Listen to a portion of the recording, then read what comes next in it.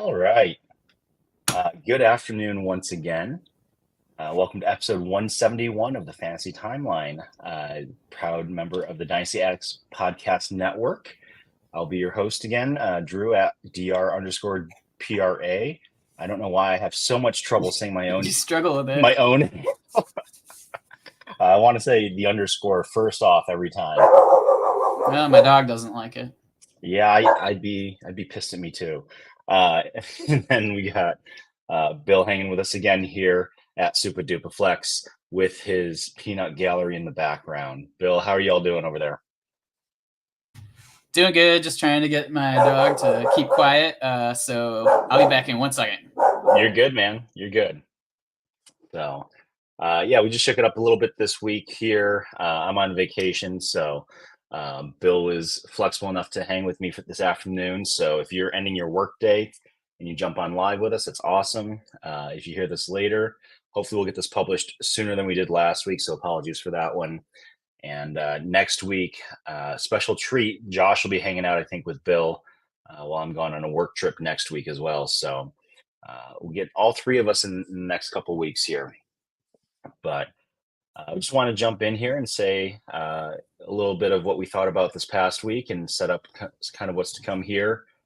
Bill doesn't know it yet, but I've got some commissioner questions for him since he's been sending some messages out in a couple of the leagues that I'm in with him here where he's the commissioner. And just some things to think about as, we start to get the back half of our fantasy seasons going. And, Bill and I have talked a little bit about what we want to do, maybe join up and get a team of our own next year together and, talk through kind of what we're looking for and what makes this fun for us here. But before we get into all that stuff, Bill, how's your week been? Week's been pretty good. I squeaked a few matches out I didn't expect. So I thought this was going to be my first week under 500 for my leagues. But fortunately, I finished above 500. It was solid run. Yeah, just a lot of things. It needed to be a low-scoring Monday night, and that's exactly what happened. So, yeah. How about you? Overall, pretty good. My home dynasty league took out my buddy Jeremy, my co-commissioner, who for the last few years has had one of the strongest teams in the league. Won it all last year, and I caught him on the right week this week, and that was including benching Stroud still. Had CJ Stroud 60+ points on my taxi squad. That'll change this week because Jalen Hurts is on bye. But and then Josh, he and I faced off in our Superflex Army 2 league, and I was holding my breath all the way to this morning to see if Elias Sports would have any stat corrections that would change the outcome. But I squeaked by him by under a point as well this week, thanks to Garrett Wilson having a less than stellar game on Monday night as well. So I did have the other end of it. In another league, I'm in 16-team league. I've lost the last 2 weeks by combined 2.3 points. Oh, geez. So I've had a couple of heartbreakers there. But actually, my record is overperforming in that league. It's a Devy league, so I picked up this orphan 2 seasons ago, and I've been trying to figure out not only the 16-team thing, but also a little bit of the Devy and some of the evaluations of guys that haven't even played a down NFL football yet. So. But yeah, overall, good week. Not a great week for the Bills. That was a tough game to watch Sunday night. Kept feeling like Cincinnati was just waiting for us to make a push, and then they would have the answer for it, and just couldn't put it together at the end. But outside of that, hoping we still take our 30-some% chance to make the playoffs and do something with it in the last few weeks here. So, how are you feeling coming out of the bye for the Lions this week? Yeah, pretty hopeful. I think their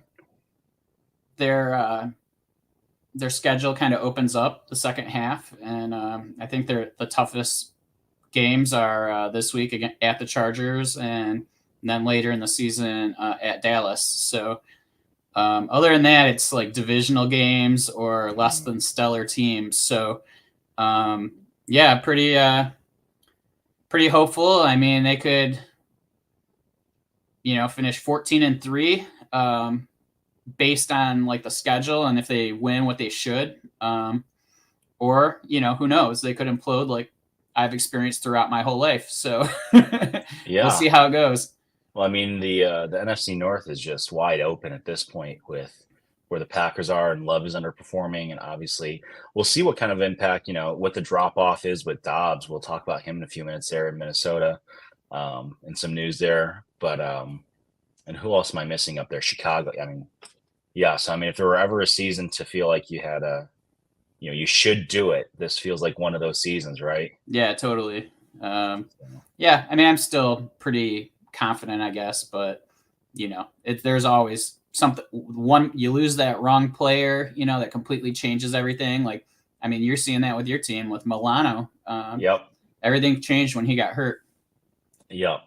On the opposite end, though, I think we're expecting Montgomery to come back this week, which should be a nice boost. Not that Gibbs wasn't doing well, but just balance the offense out a little bit, kind of open up the playbook a little bit more, and keep defenses a little bit more tired throughout the game. Relieve some pressure from Goff, maybe.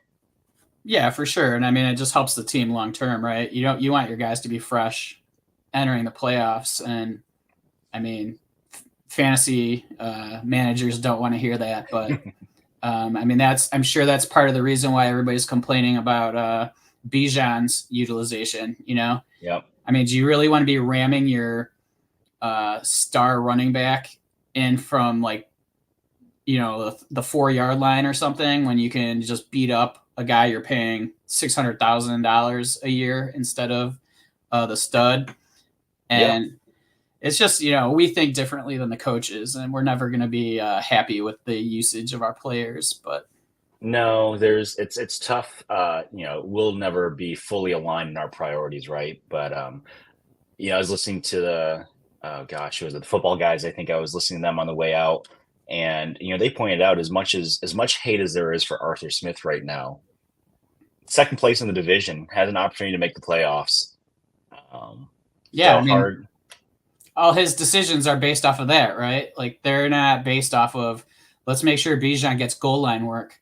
Like, it's just and this has happened the last few years. He's still been in the hunt late in the season, and it just sucks, for us, because that's not what we're looking for. But I mean, the underutilization of London and overutilization of Jonnu Smith, and it's just those.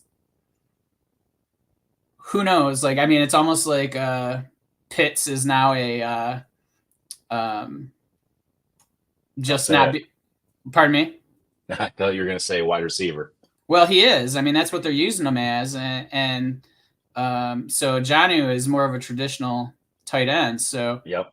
It's just, I don't know. I mean, I think that this is something we'll always struggle with, and we're always going to complain about. But just if we take a step back, the perspective of what a coach doesn't really give a shit about us. Yeah. So. Yeah. Yeah, and he even said so as much in a press conference a week or two ago, right? Like, throwing some shade at some of the fantasy opinions out there. But for us as people who are playing a game about a game, how do you stay aware of some of those situations? Maybe take advantage of that a little bit, find some of the inefficiencies there, or if somebody's really on really on tilt because of what's going on, because they really spent the 101 on Bijan and thought they'd be in a different place, and how do you capitalize on some of that? Do they just, do you help them throw more money at bad money, and, make them think they're more of a contender and get a pick that'll turn into an earlier pick next year or in 2025? Do you try to see if you can get Bijan cheaper because they're just in an emotional, a glass case of emotion, as Ron Burgundy would say. So those are the fun things. There's always a different perspective, right? We can always piss and moan about what's happening or not happening for our teams, and what we thought was going to happen, or who, God bless you if you listen to me, Josh, and Bill, and base your league decisions on a lot of what we say here, but based on what somebody else or an article said. But take a look and throw some offers out there, see what people are thinking, right?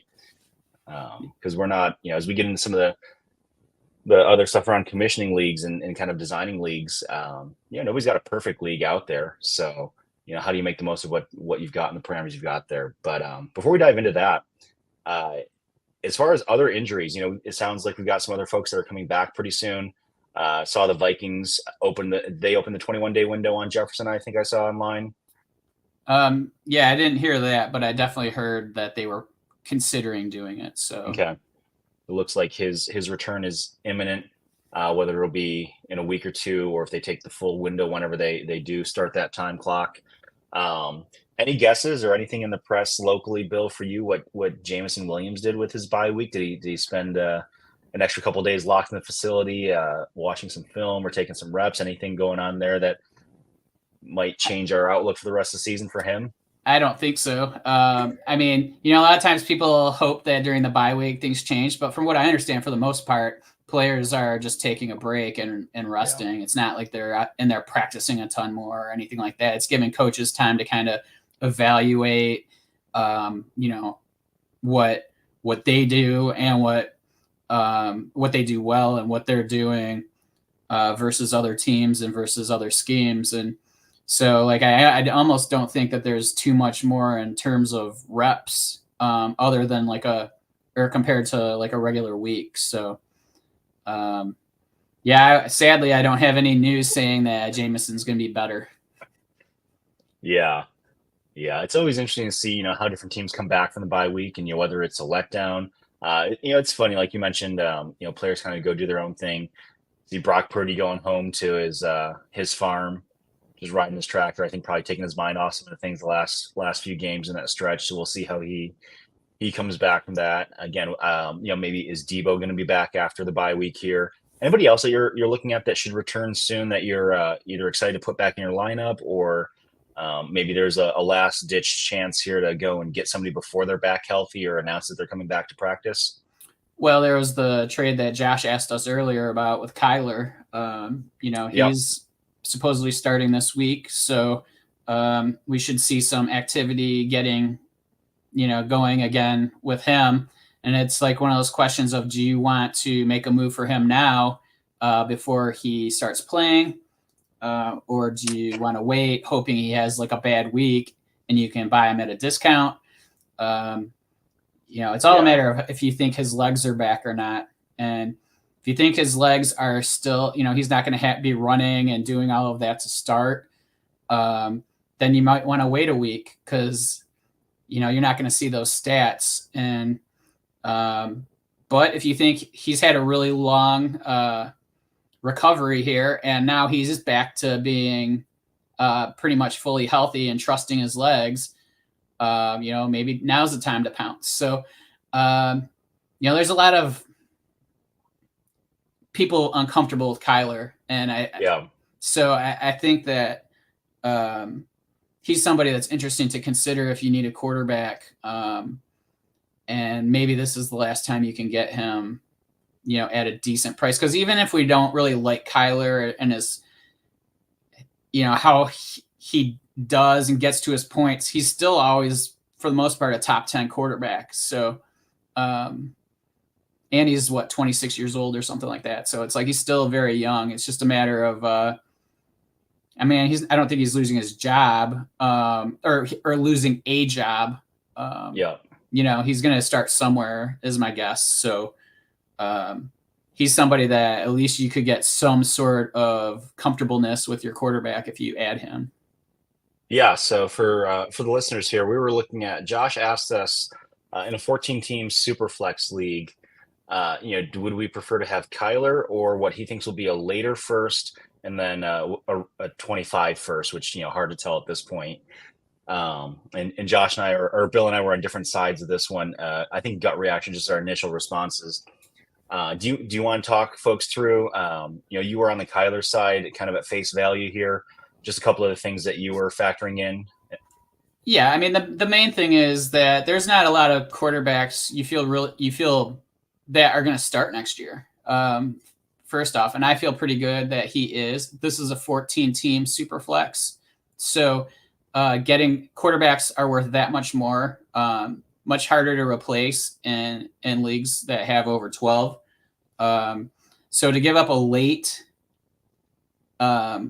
first this year, and then let's say it's a mid to late next year, I mean, if it ends up being a really late first this year, I mean that's basically an early second in a 12-team league. So Yeah. like looking at it that way, like are you going to give up an early second and a mid to late first in 2025 for Kyler and a 12-teamer? I mean, I think that's a pretty easy buy in my eyes. But like, I mean, I see your side of it as well. You know, it's just I think I'm always a little more aggressive adding quarterbacks in 14 teamers. Yeah. Yeah, that makes sense. And it was close enough. That's why Josh put it out there, I think, right? He didn't feel like there was a big lean one way or the other. And I think my gut said, and I'm swayed by something that I've been listening to lately. I forgot who it was last week. Those 25 firsts, people like to speculate kind of where that's going to land, but it doesn't take a whole lot in the next 16 months for that, presumed late first and 25 to all of a sudden be a top 5 pick. Which again, depending on, I've not looked that far ahead to see, what are the rookies coming out in 25. I know next year has got a pretty deep, not only top heavy, but deep quarterback pool. So I think you could go either way on that. And for those of you who have listened to either me on the Junkies or here enough times, a lot of times the picks will win out over the player for me. But yeah, I think hopefully Josh does something that he feels good with there. And again, you kind of go through those filters for yourself, know your league. Is this a really fluid league where people are passing assets around pretty easily? And if you miss the boat on Kyler now, you could go back and get somebody else, or maybe get a second chance at him in the offseason. Or if folks aren't being as free with their trades, then yeah, I would definitely lean the way Bill's talking about, especially in a 14-team league where 2 quarterbacks, that's 24 almost automatically taken, and then people that have 3, it's a luxury. Everybody else is picking up your Aiden O'Connells and your Josh Dobbs, and just hoping that those guys get a chance to play on the right weeks for you. And it is a positional advantage in a league that size. So speaking of Dobbs and quarterbacks, and we were talking a little bit about Stroud earlier in the season, but then also had a little bit of a lull, the bye week, and then all of a sudden this week, holy crap! For you, Bill, what was more impressive this week? To watch C.J. Stroud put up the results that he did and bring the Texans back to win, or to watch Josh Dobbs walk in off the street fresh off of a trade into Minnesota and lead them to a win? I think the more impressive was probably Dobbs, but the more exciting, I guess, is Stroud. Absolutely. Absolutely. So yeah, it's pretty impressive just based on the conversations and what Kevin O'Connell said about how they he basically had to describe the plays over the mic in the few seconds after they called the play. And then he'd have to get translations from the wide receivers, like in the huddle, like, okay, what are you doing on this route? Or, just it's almost like video game ish in a way. And like, he's just going in there and you just don't think too much, you react, you focus and do what you can do. And that was impressive. So, but yeah, Stroud, he was, he looked good. There was some pretty bad coverage on some of it too, but Sure. He was dropping some passes behind linebackers and doing some good things. And it was cool. They did a run option, or it was like a double option almost. It was like he handed it off to the running back, and then he was following behind the running back. And then when the running back went to get tackled, they pitched it to Stroud, and he ran it for like 10 yards. And that's exciting because if they can use him and his athleticism, and we saw it against Georgia in the national semifinals last year. If they get him going a little bit on that, then he could be a monster for fantasy. Yeah. God help us if he starts running for 20, 30, 40 yards a game. I agree. It's definitely exciting to see Stroud, and for folks that drafted him, and, give credit to Josh here. He's told us multiple times that Stroud was his highest rated quarterback last year out of that draft class. Josh Dobbs, feels so good for a guy that's third team in the season already.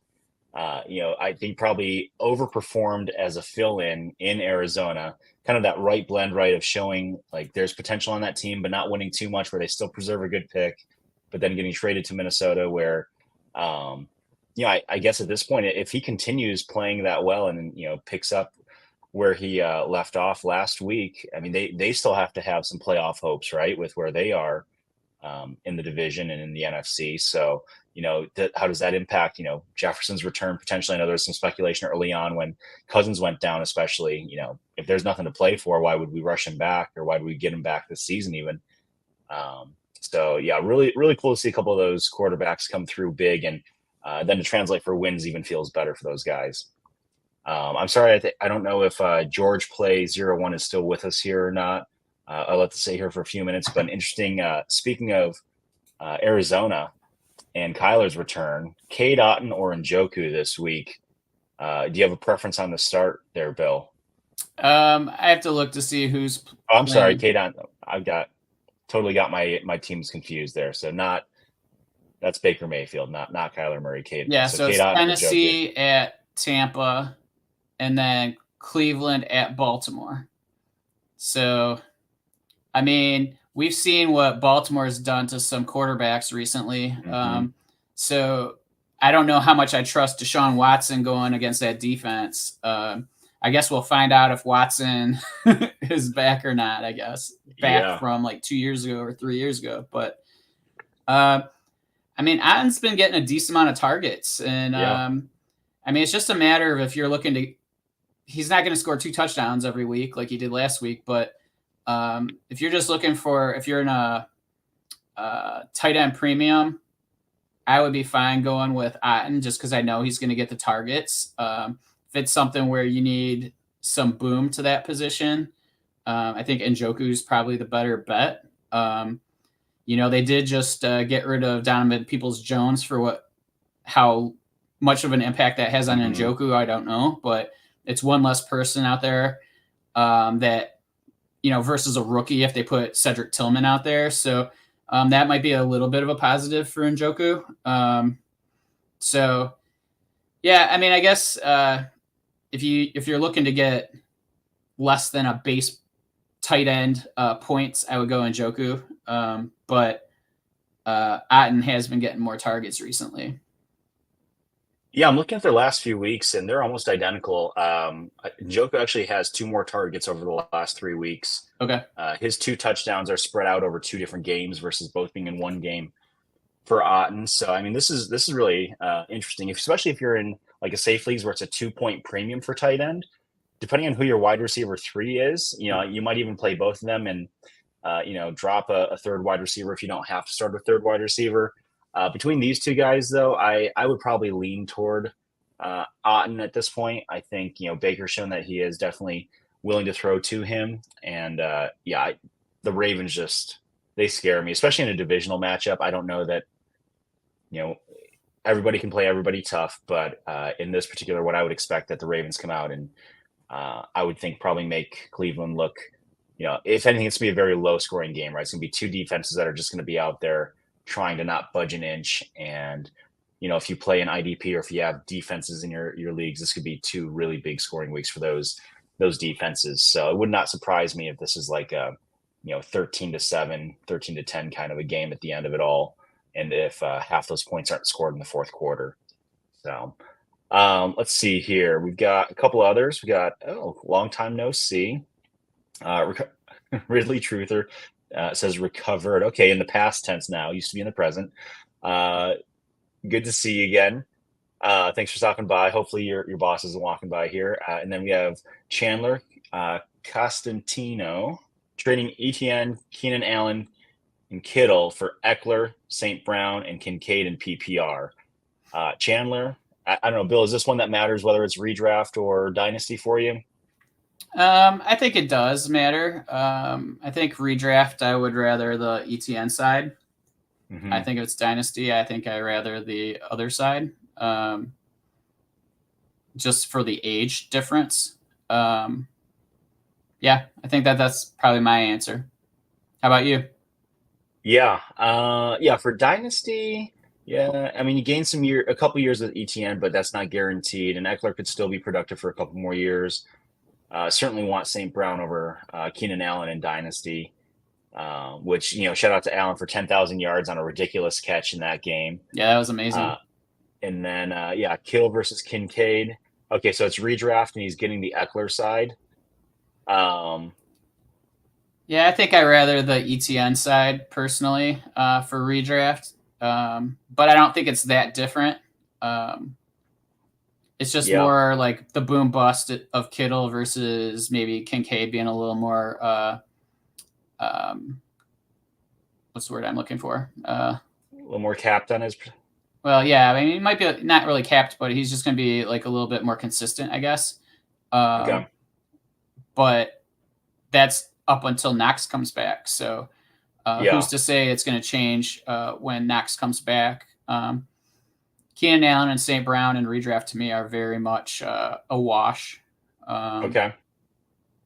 So. Yeah, I would. Man, that's tough. I'm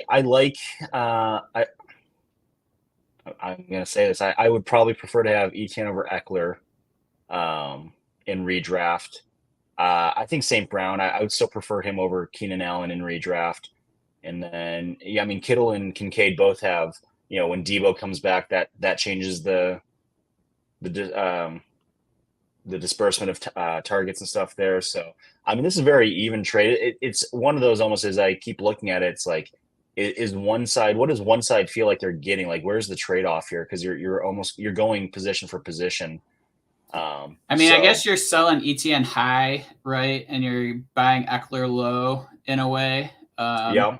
So like I could see like where Eckler could maybe boom more. ETN has more room to kind of regress. So St. Brown and Allen, like I say, are a wash for me. And then it's just a matter of if, yeah. I mean, I guess the ceiling is probably on the Eckler side. Yeah, I could see that. I mean, Kincaid got a ridiculous amount of usage this week, even into the last couple of drives where, the unfortunate fumble came up. If you held on to that, Kincaid seems like he's going to be getting more than Kittle for the most part, right? Yeah. At this point anyways, so. Yeah. He has Herbert, wants Allen for the stack. Yeah, I mean, if you like it, go for it. I don't think there's a bad side to this. And if that, again, gives you some goodwill, I don't know how long the league's been around or how tough this other person is to trade with. But again, we've talked about it before, kind of playing the long game too. So if this sets you up for something else down the road, even into next season, some reciprocity, that go for it. Because it doesn't look like it's going to cost you a lot here to make the move. So that's a good one. So Ridley Truther, a couple of players with some playoff schedules you've been after outside of Eckler and the Chargers. I honestly don't pay too much attention to the, like, I'm not going out of my way. I think some people worry too much about matchups. And like, I guess if I'm making a trade and I see players that have a better schedule than the other, everything else being even, like I'll pick somebody, but I'm not going out of my way to pick somebody up just because they have a good schedule. Because even now, we don't even know if things are going to be the same in 5 weeks. So, I don't really concern myself. And I hear podcasts doing it, and it's great information. But yeah, I guess I haven't been going after people because of that. Yeah, that's it's difficult because you don't really know until you get closer to the playoffs, and then of course by the time you get closer, people know kind of what you're doing, so that shifts the landscape a bit. But I have paid for a long time for the RotoViz tools and those guys, and they've got a really cool strength of schedule tool for them. So in some of my redraft leagues where I still have a defense, that certainly plays into. I'm looking 2-3 weeks out, and I'm preserving that roster spot for some of those matchups.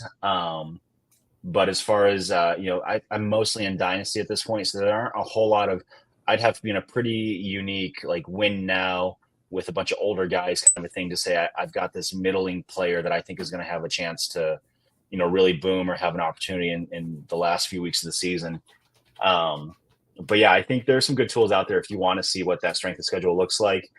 I know even MFL, when you pull up a player, their stats, it'll show kind of how their opposing teams coming up fare against their position.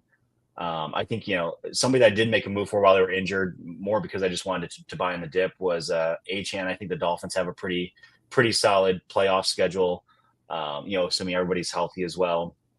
So, if somebody's souring on Waddle a little bit, or, wants to maybe move there, you've got some opportunity.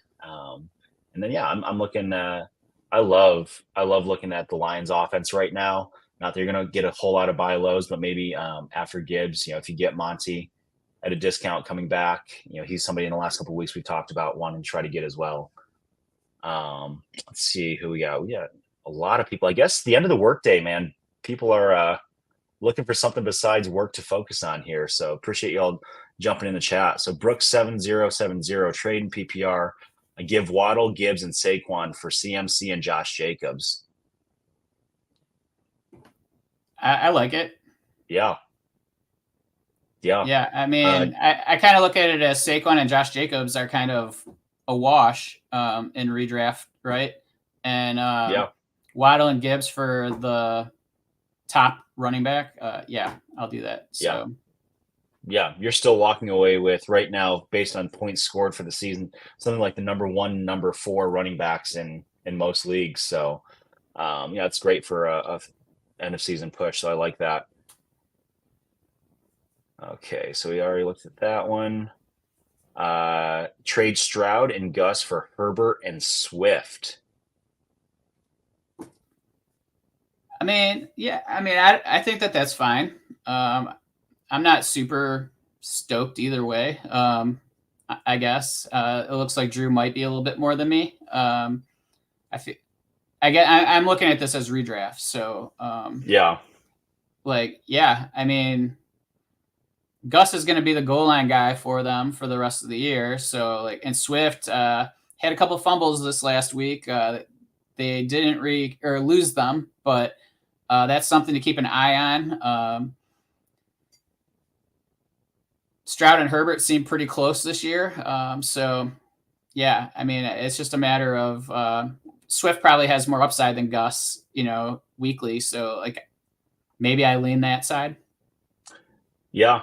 So I think at face value, I would say, yeah, especially if it's redraft, I would say, Herbert and Swift feels pretty good. What about in Dynasty? That's tough. I mean, Gus and Swift for Dynasty value can't be that far apart.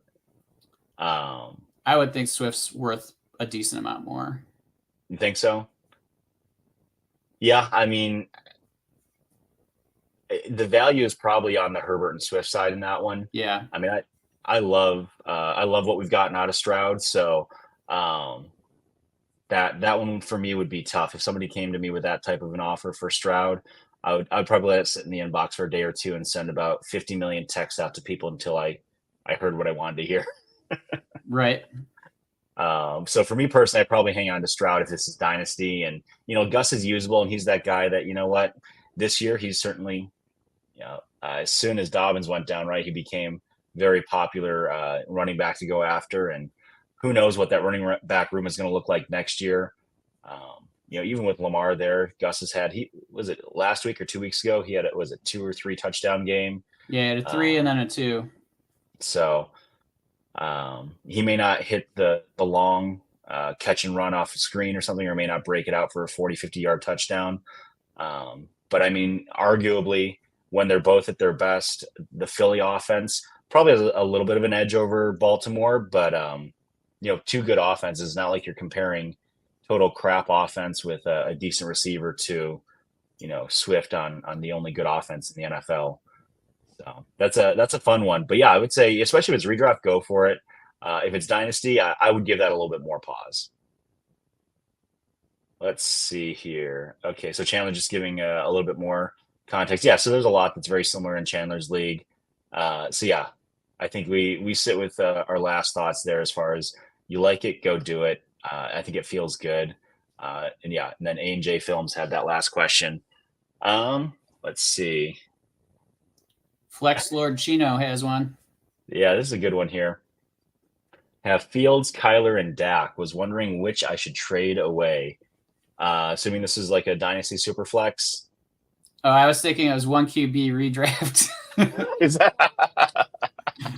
If you could give us a little more clarity on that, Flex Lord Chino. Okay, one QB. I'm probably trading one of Fields or Kyler. Yeah. If it's any super flex, I'm holding all three. One QB redraft. Okay. Yeah, I'd probably try to trade Fields or Kyler. They're both kind of in the same position. Dak's solid, but I don't think he's ever going to pull anything of note. I would almost wait to hold Fields and Kyler to see what happens this week. Like if Kyler goes off, then you might be able to get more. Although Kyler might have some inflated value just because he's starting to play right now and there's some unknown. So, I mean, ultimately it's on how much you really need to move one of these guys. And if you do, I think Kyler's the one I would go to right now if you're going to trade this week. And Dak is through his bye, so you're going to start him every week unless he gets injured. So I'm fine with lock Dak in as your starter, and then if you're trying to strengthen another position, I would agree. I think you're going to get better value for Kyler because he's playing. Fields is still. I think I saw a blip today that said he might do some warm-ups this week for the game, but he's not going to play at all. Yeah. So, but those are good guys to be able to trade away for something that could help you. Maybe you do an upgrade, Kyler and X for an upgrade at that position. The same position as X. Whatever. I mean, it's. I think you have some parts that people could be interested in. So Flex Lord Chino added some detail here. Team is Kupp, Puka, Hollywood, Thielen at wide receiver. Then he has Breece, Pacheco, Connor, and Jerome Ford at running back. He's 4-5. So middle of the road team that needs. He does a lot of work, but I don't know that it's a ton of work here. I mean, you need some upgrading. You need to get rid of Kupp or Puka. Yep. So I would trade one of the quarterbacks and one of those two, combine those and upgrade. To a better wide receiver, whichever one you prefer. And then I would do the same thing at running back, maybe when Fields comes back. Or if you hold on to Fields and you trade Dak, that's up to you. But with Kyler. So let's say it's Kyler and Puka because everybody likes the new shiny. If you pair those two in a PPR league, where do you think is the range of wide receiver you could ask back if you have those two going away? I mean, I think you would have to go with somebody below the elites. Like, I mean, somebody below.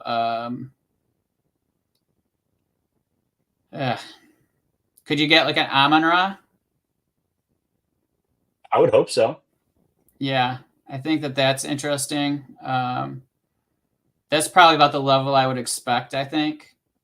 And you wouldn't have, just that alone, and you wouldn't have two guys battling out for targets on your team. It's an interesting band you're trying to reach up to here because Puka and Kupp are not, middle of the road wide receivers either, right? Those guys are above average wide receivers. So your target window here is a little bit narrower. Certainly pushes high. Yeah, you're not going to get a Chase or a Jefferson probably unless somebody just needs to have some players in the next 2 weeks and they say, you know what, screw it. Yeah, but he needs them because he's 4-5. True. So, yeah, the Dolphins are on bye this week, so Tyreek wouldn't help you this week. So you're looking at hopefully somebody maybe that's through their bye as well. See, I think Amon-Ra is a really good option. Yeah, I think that's like the first guy because I'm looking at like rest of season rankings for Fantasy Pros right now, and Tyreek, AJ Brown, Jamar Chase, Diggs, CeeDee Lamb are the top 5, and you're not getting any of those. Amon-Ra is 6. Yeah, I think you might be able to get Lamb or Diggs from somebody. Yeah, I don't think anybody is moving Diggs personally, but maybe. Yeah. But those maybe somebody who really needs a quarterback and is motivated to get somebody who has some upside. Yeah.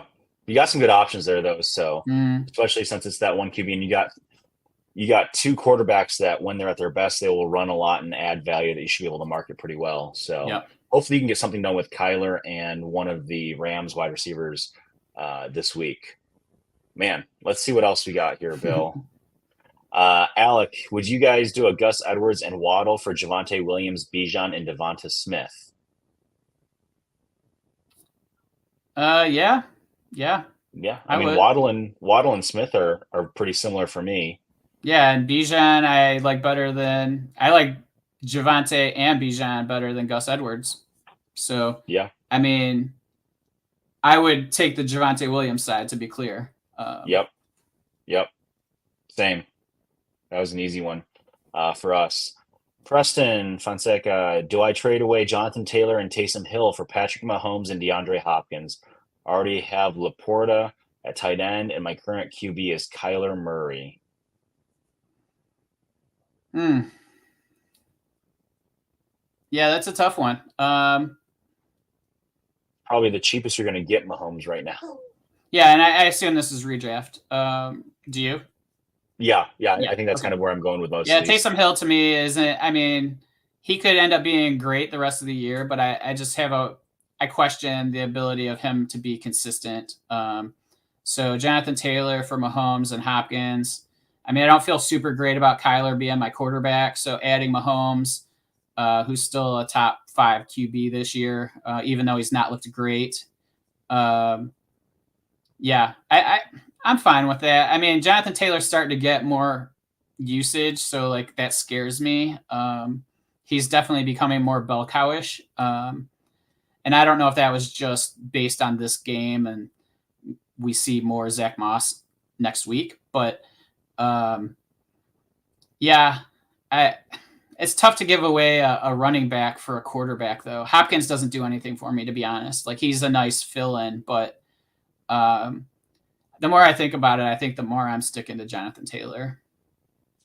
Yeah, And try to get a different quarterback. Trade Taysom Hill and somebody else for a different quarterback, maybe. yeah. I mean, could you trade Kyler and Taysom and get to Dak, who's had his bye, just like we were talking about with Yeah, Lord that's Chino? something more I would. Yeah, that's not a bad idea. Something more like along those lines. Somebody who wants some upside at quarterback, and you get somebody who's more solid and consistent. Yeah, I mean, starting Dak and JT, and then depending on and Laporta at tight end. Because I mean, at this point too, for what it's worth, I mean, Taysom Hill over the last few weeks has seen his snaps, his carries, everything increase. And Yeah. I mean, he's like the last 4 weeks he scored like 40 point or like 20 points a week, and yeah, in a few of my leagues. So based on being classified as a tight end, he's a top 5 or 6 tight end week in and week out right now. yep. And you pair him with Laporta, that's not a bad place to be. So yeah, I would agree with Bill Preston that you take a look at trying to pivot maybe away from going after Mahomes and see if you can find a deal that keeps Jonathan Taylor in your lineup for the playoff push. All right. That was fun. It's been a while since we've had that kind of a sequence of questions. Well, apparently here, we so. need to be doing our shows at 5 p.m. Eastern time. It's when I get to Korea here, we'll see what that means. That'll be 7 a.m. for me over there, Bill, or that'll be 6 a.m. for me over there. So I'll have to figure out what my morning coffee routine looks like. But hard to argue with starting the day with football talk.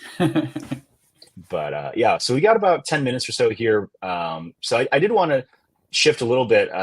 Bill, I mentioned at the beginning, I sent some of your messages out to each of the leagues that I'm in, just sharing a little bit of what the playoffs look like coming up, whether or not we have trade deadlines, a couple things like that. So I'd be curious if you'd just take a minute or two and talk through maybe your evolution as a commissioner and what you feel like makes not only a competitive league, but a fun league for, some of the circles that you run in here and the folks that you choose to play with, or the folks that choose to play in your leagues.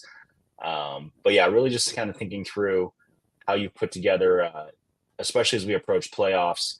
What does that look like for most of your leagues? Yeah, I mean, the biggest thing is just communication at key points of the season. So as a commissioner, I I try to remind people, of things. Sometimes it's 2 days before the trade deadline. I'm trying to become more consistent with like letting people know. I mean, so like we're in week 10. This is for Dynasty. That's all I commish. So, in Dynasty, there's people that are tanking. There's people that are going for they're going to want to make some moves for the playoffs or for their playoff run. And so I just tried to send a message out to all the leagues I commish, letting people know, if we have a toilet bowl, if we have a trade deadline, if how we determine the teams that make the playoffs. Some of them are based on record. Some of them are 4 of the teams are based on the top 4 teams in record, and then the next 2 are total points scored. So just kind of reminding people so that they don't think that they're going to make the playoffs and then don't. And then also how we determine the draft picks, whether it's potential points, whether it's record, those sorts of things. So just trying to keep people educated, and so that I don't have anybody yelling at me once the season ends and they thought they were going to make the playoffs or, that sort of thing. So I've really just been trying to get more organized. I think that's the difference between now and when I started. I have spreadsheets with reminders as to when to tell people what, and that's really the biggest thing. Now, it all varies, like in the amount of activity in the leagues. Some leagues are just more active than others. Some are industry leagues, and I think people aren't quite as active in those because most of those guys are in 20 plus leagues, so certain ones they just pay attention to less, and that's more networking kind of thing. But I don't necessarily know that there's stuff I try to do for the league or to make them more fun. It's just more along the lines of what the league wants. Different settings to me is fun. So I enjoy playing in 12-team leagues, 14-team leagues, 16-team leagues. So it's really just a preference thing, like whatever people enjoy. And to me, it's boring to play the same settings in every league. A few of the leagues I'm in this year, you play against a team and the league median. Mm-hmm. So your record can be 2-0 down to 0-2 per week. Based on how your team performs. But I don't know. I don't even know if I'm answering your question, but I think that like communication and just keeping people on the ball and reminding people of the upcoming events is probably the most important thing. To be honest, I'm not super talkative in my leagues that I commish. I just kind of send out reminders from time to time. Yeah, commissioners are like the sound guy at a concert in a lot of ways. You almost don't want to know that they're really even there because that means you had a great experience, right? And I think something that I appreciate about you is, every time we've had an opening in a league in the last few years, it's taken very little time to fill those openings because I think, people hear, people talk, right?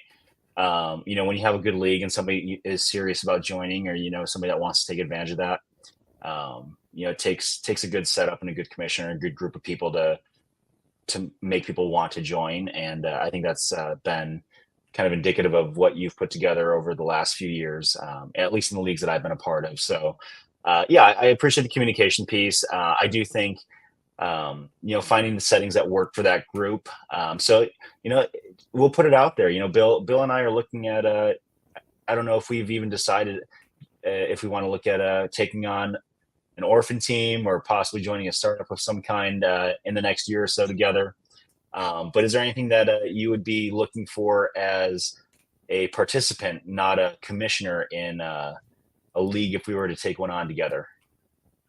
Yeah, I don't know. I think it could be fun either way, whether it's a startup or an orphan, or maybe we do one of each, just to give us some variety. I don't know. I mean, I like 14-team Superflex. Like that's my, I like it because you can either decide you don't want to attack quarterback and just build the rest of your team, or and it makes it a little harder, to go after a lot of quarterbacks. And I don't know. I find that to be like the most challenging setup, but not like ridiculous. Where 16 team, if you have 2 or 3 quarterbacks, you're at a huge advantage. Yeah. 14 just makes you prioritize quarterbacks. So, and like I like deeper starting lineups. Yep. So like 11 or more. 10 almost feels like it's too easy to fill a lineup. So that's for me, like those are probably the 2 things that are most important to me. I do like the 2.0 tight end premium. Yeah. Does that sound like I'm almost talking about a safe league? No, because I mean, most of those are 12. It sounds more true. like a junkies league is what it sounds like. The 14 team heavy tight end premium. I think they're start 11. So yeah, you're talking about the top 150 players every week are, being started. Never mind, the next 60 to 70 players behind them that are easily rostered for depth, and then you start getting in the top 250, and it's like, is that a racehorse at Kentucky Downs, or is that actually the 4th wide receiver for the Colts this year? Yeah, I think I'm on board with that. And so if anybody's listening out there, and you've got something coming up, Bill and I are looking to co-manage at least a team, I think, in the future coming up here. So we'd love to hear some of the things there. And then share with us, if you have anything that's unique about your leagues. I think yours were the first leagues where we had at least a playoff spot or 2 reserved for high scores, which I really appreciate. I think that helps, incentivize when you have some folks that have had a couple of bad beats or some early week losses that, they bounce back from, but, maybe the record doesn't bear out what that looks like. And then potential points is, every year you see it, there's drama somewhere around, who's starting which players and what should the requirements be and how do you stop tanking and all this stuff. And I think potential points between that and then playing against the median as well is a newer development that really helps make sure that the good teams are, rewarded as much as, reasonably possible. And the teams that aren't in a good position, they have an opportunity to get the better draft picks, and they have an opportunity to, reposition themselves, sooner rather than later, which that's part of making it fun too, right? It's not, nobody wants to be the worst team for 5 years in a row. Right. There's something to stockpiling picks, and maybe you hold back for 2 seasons, and then you really kind of get excited about a draft class coming up, and you've got a bunch of these picks, and that can be exciting. But nobody wants to play in a league where everybody just thinks the same team's going to win every year either. Neither extreme is fun. So, but anyhow, we're getting to that point. So as you hit playoffs, if you're in redraft, you probably have trade deadlines coming up in the next couple of weeks here. So make those moves. If you have any more questions, hit us up. We had a ton of fun tonight answering some of these questions, and again, just kind of shifting our mindset. Like Bill said, we typically, we're in a lot of dynasty leagues. We commission a couple dynasty leagues, and that's where our mind typically is. I mean, you heard me. I was way off on that first question as far as what we were assuming that question was regarding. So, hit us up with what you've got there. And again, we say it each week. You'll see Josh next week on here with Bill. So, he certainly is into the start sits and can help make some decisions or give you some filters to use as you make decisions on lineups too.